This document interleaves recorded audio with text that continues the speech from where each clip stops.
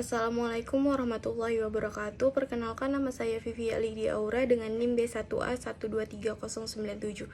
Di sini saya akan menjelaskan tentang pengaruh Konvensi Hukum Laut Internasional tahun 1982 terhadap wilayah laut Indonesia yang diterbitkan di Jurnal Cita Hukum. Indonesia adalah negara kepulauan terbesar di dunia, dengan 2/3 wilayahnya berupa lautan. Namun, sebelum tahun 1982, posisi hukum laut Indonesia belum jelas di mata internasional.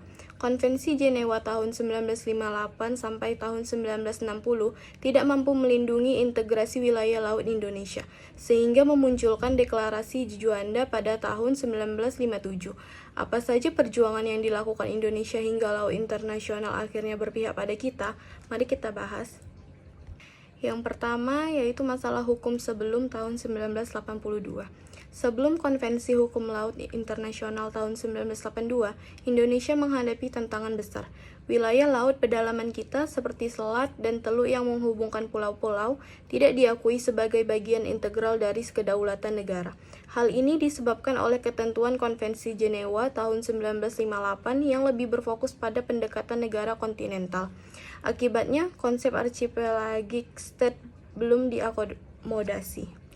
Namun, pada tahun 1957, Indonesia memulai langkah besar dengan mendeklarasikan bahwa seluruh laut di antara pulau-pulau Indonesia adalah bagian dari wilayah nasional.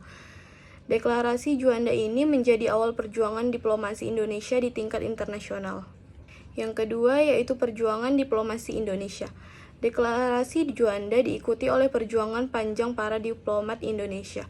Tokoh seperti Mokhtar Kusumaja dan Hashim Jalal memainkan peran penting dalam memperjuangkan kepentingan Indonesia di Konvensi Hukum Laut PBB.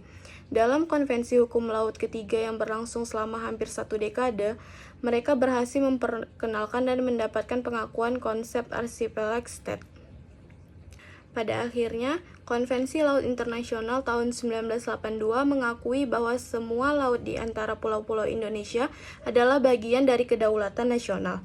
Hal ini tidak hanya memperkuat wawasan Nusantara, tetapi juga memberikan dasar hukum untuk melindungi sumber daya alam laut kita. Bagian ketiga yaitu implikasi hukum laut tahun 1982. Keberhasilan ini memiliki dampak besar bagi Indonesia. Salah satu hasil utamanya adalah pengakuan terhadap Zona Ekonomi Eksklusif atau ZEE sejauh 200 mil laut dari garis pantai. Dengan ini, Indonesia berhak atas eksploitasi sumber daya di wilayah laut yang sangat luas. Selain itu, hukum ini memberikan perlindungan terhadap perairan pedalaman Indonesia dari ancaman pihak asing, termaksud aktivitas ilegal seperti perikanan tanpa izin dan pencemaran laut. Tidak hanya itu, pengakuan ini juga memperkokoh wawasan Nusantara sebagai prinsip geopolitik dan mempertegas Indonesia sebagai negara maritim yang berdaulat.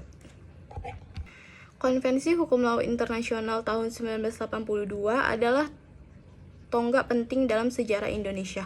Keberhasilan ini tidak hanya menunjukkan kekuatan diplomasi kita, tetapi juga mempertegas posisi Indonesia sebagai negara kepulauan yang berdaulat penuh.